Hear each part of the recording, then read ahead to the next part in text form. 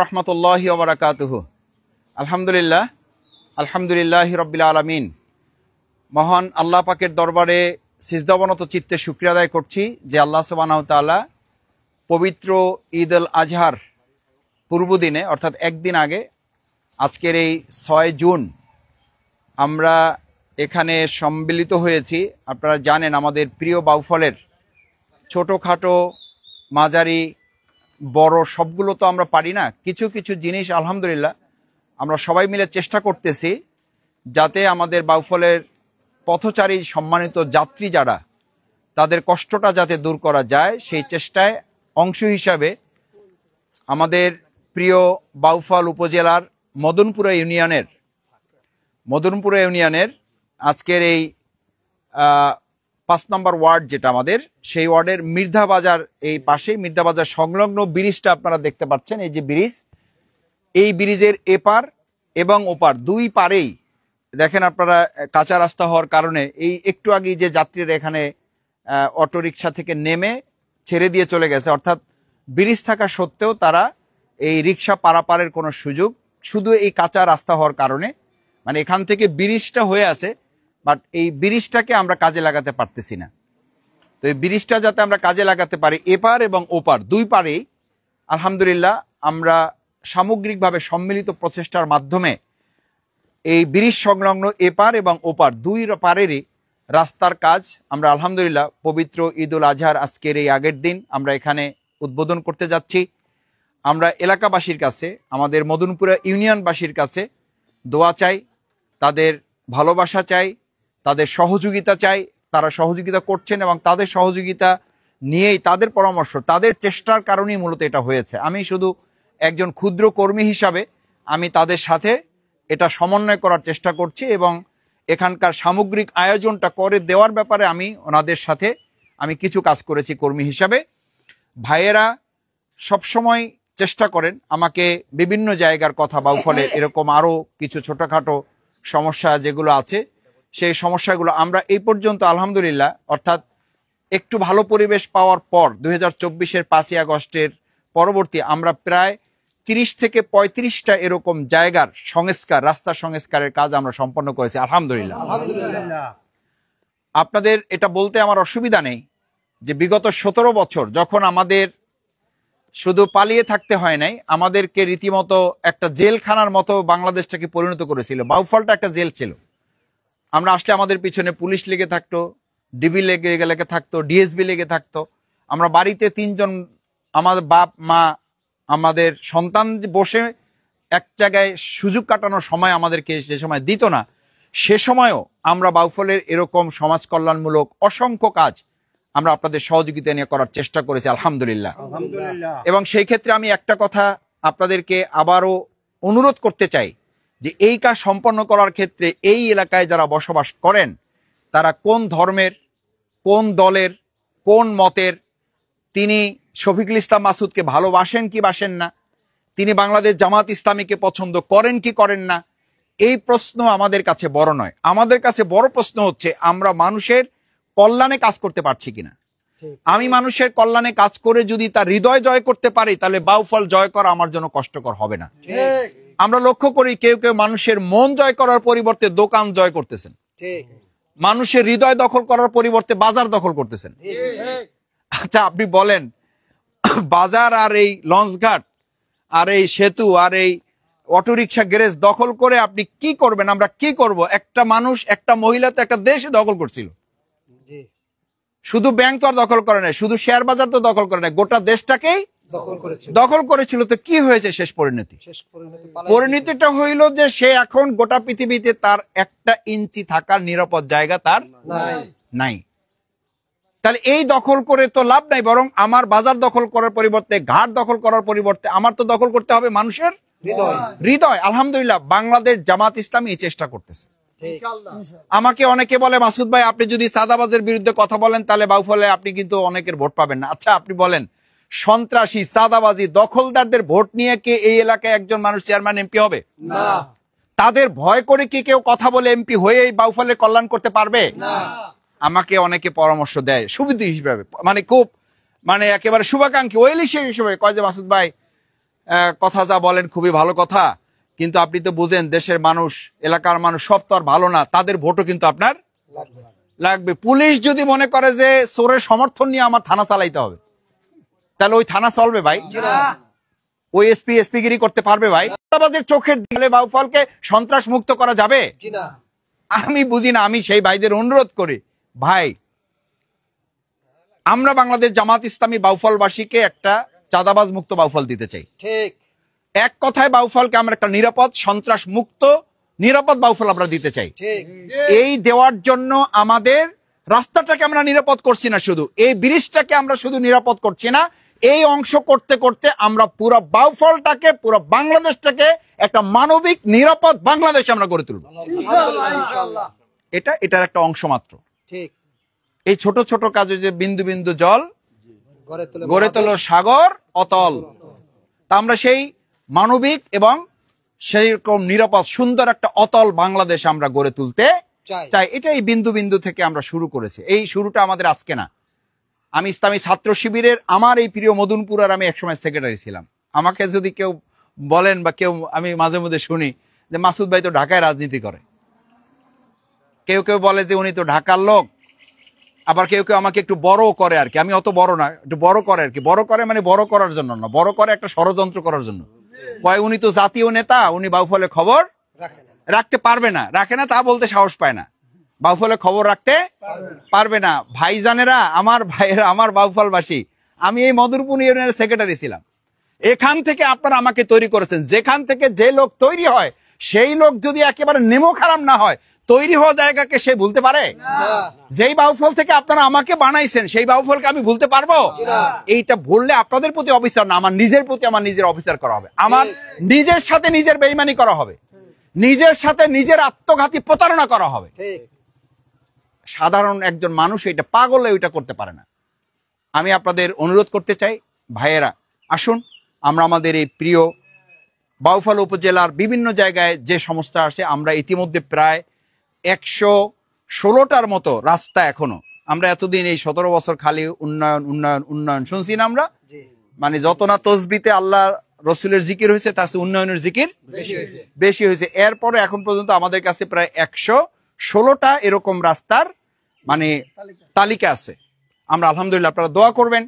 অন্তর্বর্তীকালীন সরকার সহযোগিতা করতেছে, তাদের সক্রিয় সহযোগিতা তারা তাদের প্রসেসের মধ্যেই, এটা তারা জামাতকেও দিচ্ছে না, শফিকুল ইসলাম মাসুদকেও দিচ্ছে না, তারা দিচ্ছে কাকে?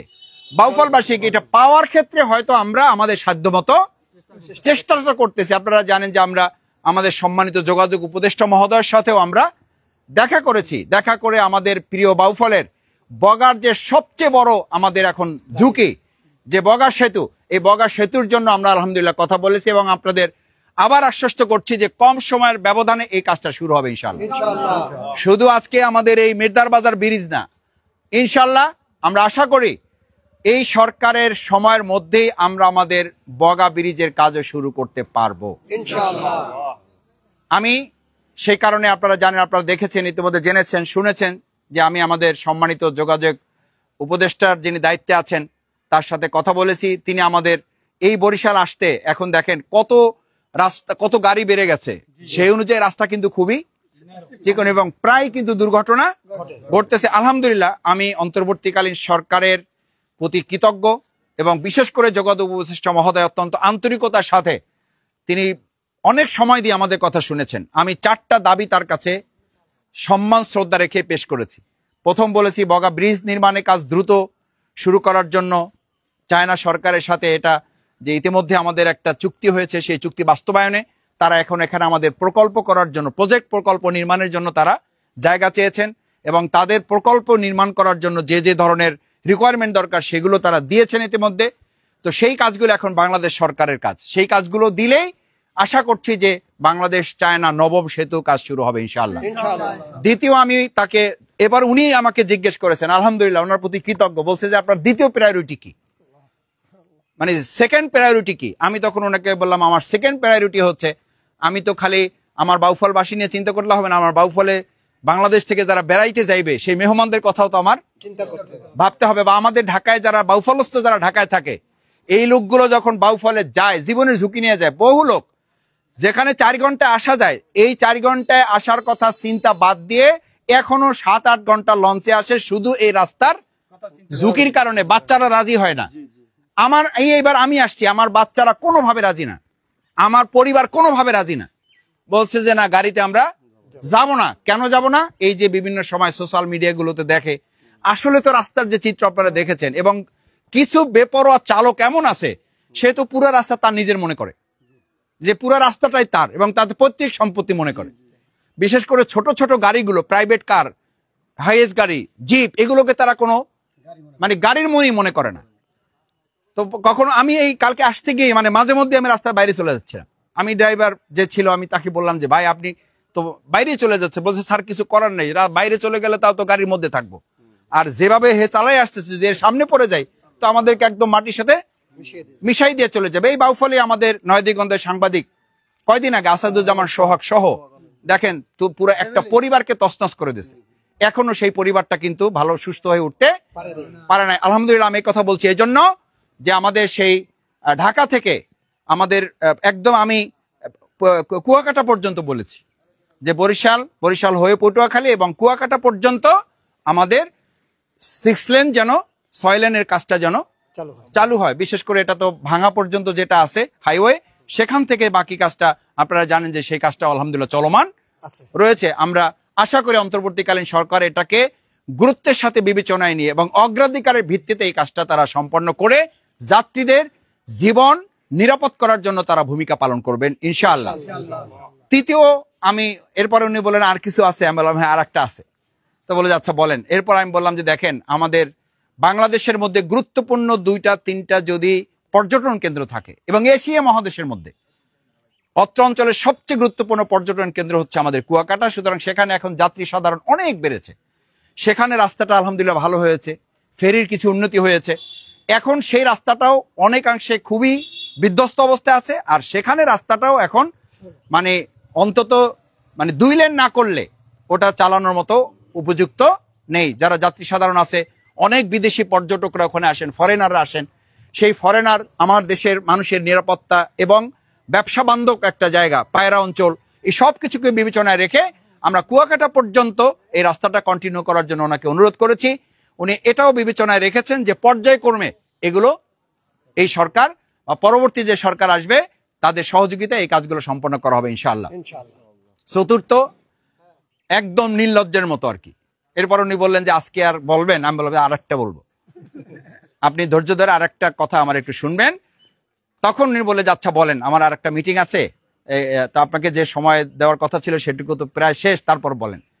তো তখন আমি ওনাকে বললাম যে আমাদের আলহামদুলিল্লাহ যে সেতু হয়েছে আমাদের পদ্মা সেতু, এই পদ্মা সেতুর সাথে আপনারা জানেন যে রেল সেতুর কাজটাও চলমান, এবং সেটা কিছু দূর পর্যন্ত আমাদের এই পর্যন্ত যেটা রাজবাড়ী তারপর এদিকে হয়ে যেখানে পর্যন্ত এটা হয়ে আছে, আমি বলছি যে এই রেল সেতুটা অন্তত আমাদের বরিশাল পর্যন্ত আপাতত কানেক্টিভিটিটা এটা যেন সম্পন্ন করে দেওয়া হয়।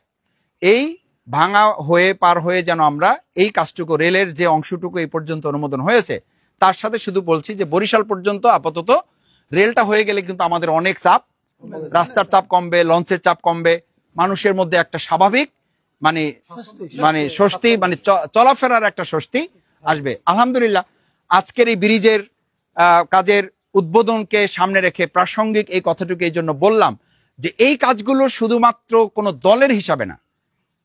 এটা কি আমার দলের উপকার হবে শুধু? এটা কি শুধু জামাত ইসলামের কাজ হবে? এটা কি শুধু শফিক ইসলামের পরিবারের এখানে উপকৃত হবে? আমরা চিন্তা করেছি আমাদের প্রিয় বাউফলবাসী নিরাপদে নির্বিঘ্নে যেন যাতায়াতটা তারা ব্যবসার জন্য, চাকরির জন্য এমন হবে যে রাস্তাটা 6 লেন হয়ে গেলে, 6 লেনের হয়ে গেলে বাউফল থেকে বহু লোক ঢাকা থেকে অফিস করা শুরু করতে পারবে। পারবে না ভাই? পারবে। তো সেই যে সুবিধা হবে, ব্যবসা সুবিধা হবে, অফিস সুবিধা হবে, দক্ষিণবঙ্গের অর্থনৈতিক উন্নতি হবে। আমরা এই ক্ষেত্রে আশ্বস্ত করতে চাই, আগামী দিনে ইনশাল্লাহ বলা হতো যে দক্ষিণবঙ্গ অমুকের ঘাটি তমুকের ঘাটি, আর আমরা এবার বলবো দক্ষিণবঙ্গ বিশেষ করে পটুয়াখালী আলেম ওলামাদের ঘাটি, এখান থেকে ইসলাম এবং কোরআনের পক্ষের জনপ্রতিনিধিত্ব দিয়ে এবার বিগত দিনের আমরা ইতিবাচক প্রতিশোধ গ্রহণ করবো এটা কিন্তু দায়িত্ব কিন্তু আপনাদের নিতে হবে। খালি ব্রিজের দায়িত্ব নিলে হবে না, খালি রাস্তার দায়িত্ব নিলে হবে না। কারণ আমি ছাত্র জীবনে 2006 সালে পাবলিক ফিল্ডে একটা প্রোগ্রামে বলেছিলাম রাস্তা নির্মাণ করা সহজ, কিন্তু রাস্তার উন্নত এবং সৎযোগ্য পথিক নির্মাণ করা সহজ নয়। ভালো রাস্তা নির্মাণ করা যেমন দায়িত্ব নিতে হবে, ভালো নাগরিক এবং পথিক তৈরি করার দায়িত্ব আমাদেরকে নিতে হবে। কারণ শেষ কথা হচ্ছে, যেমন নাগরিক তৈরি করবেন, যেমন পথচারী তৈরি করবেন, যেমন সাধারণ মানুষ তৈরি হবে, আল্লাহ সেই রকম নেতৃত্ব আমাদেরকে দান করবেন। আমরা কি সেই রকম নাগরিক হিসেবে নিজেদেরকে তৈরি করবো ইনশাআল্লাহ? তাহলে দেখবেন আমরা ওমরের মতো শাসক পাবো ইনশাআল্লাহ। ওমরের মতো শাসক পাওয়ার জন্য ওমরের মতো শাসকের যে নাগরিক, সেই নাগরিক যেন আমরা তৈরি করতে পারি। আল্লাহ তৌফিক দান করুন, এই ব্রিজকে আল্লাহ কবুল করুন, আল্লাহ আমিন। আল্লাহ মেহেরবানি করে আমাদের এই ব্রিজকে আমাদের নিজেদের মধ্যে পারস্পরিক সম্পর্কের বন্ধন তৈরি করার জন্য আপনি এই ব্রিজটাকে কবুল করেন। আল্লাহ এই ব্রিজ যেমন এপার ওপার সম্পৃক্ত করে দিয়েছে, আল্লাহ এই ব্রিজকে আমাদের প্রিয় বাউফলের রাজনৈতিক দল, মত, ধর্ম, বর্ণ নির্বিশেষে সকলের মধ্যে আমাদের পারস্পরিক সম্পর্ক বিনির্মাণের জন্য এটাকে আপনি কবুল করেন। রব্বুল আলামিন আপনার কাছে বিশেষভাবে ফরিয়াদ করছি, আমাদের বাউফলকে আপনি কবুল করেন। আল্লাহ আমাদের বাউফলকে আধুনিক উন্নত মডেল বাউফল হিসাবে গড়ে তোলার জন্য আমাদের সবাইকে আপনি কবুল করেন। আল্লাহ দল মতের ঊর্ধ্বে উঠে আমরা যেন সহনশীলতা নিয়ে, সহমর্মিতা নিয়ে, পরস্পরের প্রতি সম্মান শ্রদ্ধা নিয়ে যেন কাজ করতে পারি, আমাদের মধ্যে সেই তৌফিক আপনি দান করেন। রব্বানা তাকাব্বাল মিন্না ইন্নাকা আনতাস সামিউল আলিম ওয়া তুব আলাইনা ইন্নাকা আনতাত তাওয়াবুর রহিম। সুবহান রাব্বিকা রাব্বিল ইজ্জাতি আম্মা ইয়াসিফুন ওয়া সালামুন আলাল মুরসালিন ওয়ালহামদুলিল্লাহি রাব্বিল আলামিন।